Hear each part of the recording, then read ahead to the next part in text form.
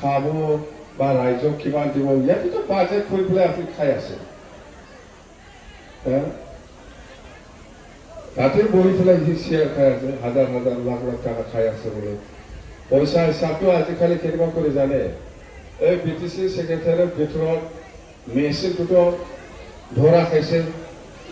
এতিয়া কি কৰে গাড়ীৰ ভিতৰতে পইচা হিচাপ কৰে এতিয়া এই গাড়ীটো ঘূৰি থাকিব লাহে লাহে লাহে লাহে এই BTC ছেক্ৰেটাৰীৰ ভিতৰত জানে তাতে ঘূৰি থাকিব এই গাড়ীটো ঘূৰি থকাটো আপুনি যদি দেখা পাইছে ইয়াৰ ভিতৰত একজন মানুহ ড্ৰাইভাৰ একজন আৰু পইচা লোৱা মানুহ একজন জীয়া মানুহ একজন থাকিব মেচিন দি পাথৰ হিচাপ কৰি আছে তাতে গাড়ীৰ ভিতৰতে এতিয়া সেই BTC ছেক্ৰেটাৰীৰ ভিতৰত হিচাপ নকৰে গাড়ী পইচাটো কেনেকুৱা খাই জানে তাতে হিচাপ কৰিলেতো মানুহবিলাক দেখিব এতিয়া গাড়ীৰ ভিতৰতে হিচাপ কৰে গাড়ীৰ ভিতৰত মেচিন দি হিচাপ কৰে এতিয়া কি ধৰণৰ পইচা খায় আৰু পইচাটো কেনেকুৱা খায় জানে ঘৰটো বনাইছিলো আমি 50 লাখৰ ঘৰ বনাইছিল ৰিপেয়াৰিং কৰিছে 2 কোটি টকা গাজেলটো মাৰিছে সোণালী লাগে সোণাৰ গাজেল মাৰিছে বোলে সেইকাৰণে ইমান গৈছে আমি গেষ্ট হাউচ বনাইছে 1 কোটি 2 কোটি ইহঁতে ৰিপেয়াৰিং কৰিছে 5 কোটি 6 কোটি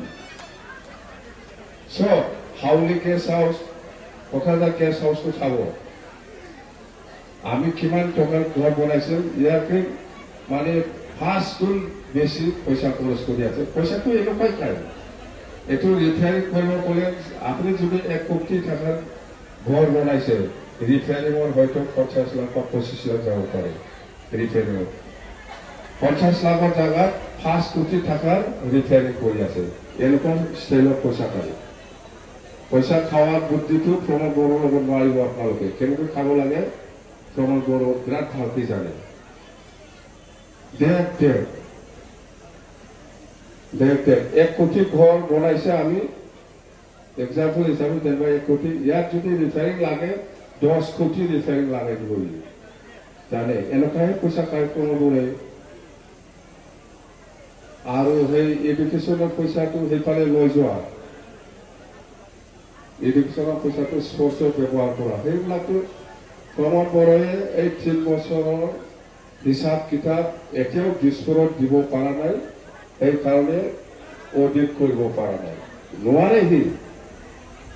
3 বছৰৰ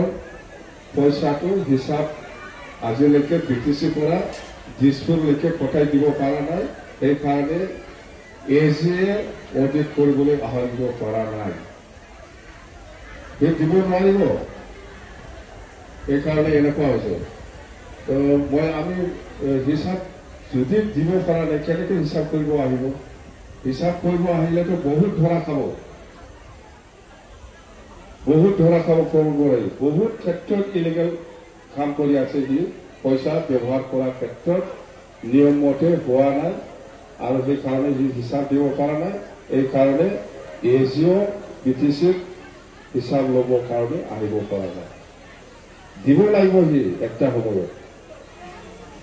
হিচাপে দিব পৰা নাই কেনেকৈ কথা কৰিছে